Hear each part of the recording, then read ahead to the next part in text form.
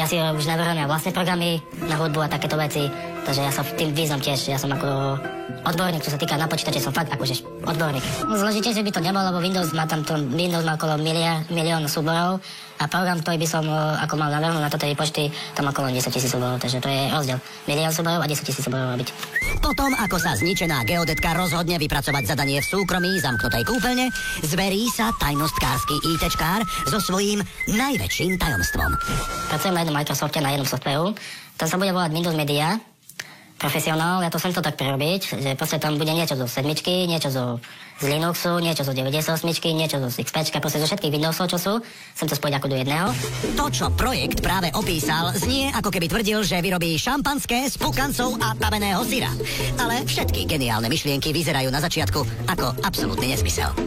Vlasatý vizionár našťastie myslí aj na bezpečnosť svojho nadčasového diela. Pracujem už za tým teraz 3. rok, mám to rozpracované. Mám to na jednom uloženom hardisku. Momentálne mám ho vyťahnuť, aby sa mi to nevymazalo. Nositeľ čestného titulu Čelo 2012 verí v silu myšlienok, najmä tých svojich, a vyzbrojený 4 harddiskami a 3 giga RAM sa smelo púšťa do ich realizácie.